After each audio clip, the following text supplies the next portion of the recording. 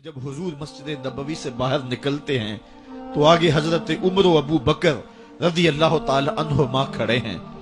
چہرے کے اوپر عجیب اداسی ہے. کہا عمر ابو بکر اس وقت کیوں کھڑے ہو؟ عرض کی حضور بھوک نے گھر میں ٹکنے نہیں دیا. ہم نے چاہا حضور کا چہرہ دیکھ لیں تو کچھ پیاس بجھ جائے، کچھ بھوک مٹ جائے.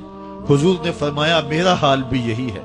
جس چیز نے تجھے گھروں سے نکالا ہے وہی چیز مجھے گھر سے نکال لائی ہے. چلتے ہوئے حضرت ابو ایوب انصاری کے گھر کے قریب سے گزرے.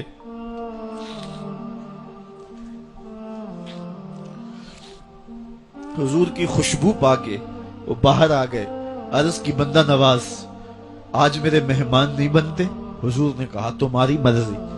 گھر لے گئے، چٹائی بچھائی، حضور کو بٹھایا، گھر والوں کو بکری کا بچہ ذبح کر کے دیا. کہا جلدی جلدی کھانا تیار کرو، میرے آقا کو بھوک لگی ہوگی. یہ کہہ کے واپس آئے، حضور کے پاس بیٹھے. نظر چہرے پہ پڑی تو گھبرا گئے.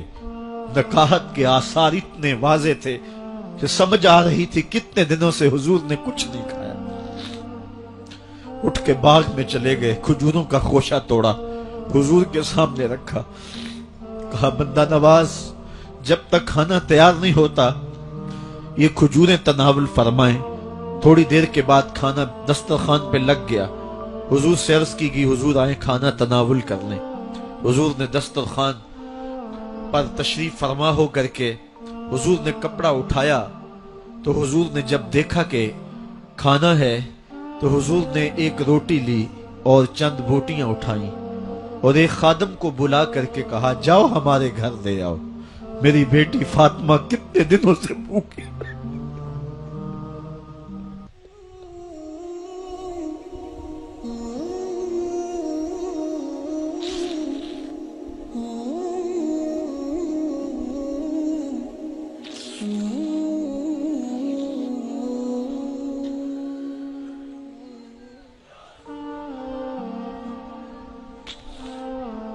کہا جاؤ ہمارے گھر دے آؤ، میری فاطمہ کتنے دنوں سے بھوکی بیٹھی ہوئی ہے. مال کے کونین ہیں گو پاس کچھ رکھتے نہیں، دو جہاں کی نعمتیں ہیں ان کے خالی ہاتھ میں.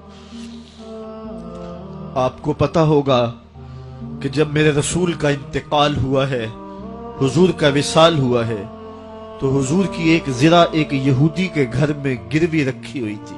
حضور نے زرہ رکھ کر کے اس سے قرض لیا ہوا تھا. یہ اسلام کی غربت کی کہانی ہے اور پھر اللہ نے اسلام کو امارت کے رنگ بھی دیے.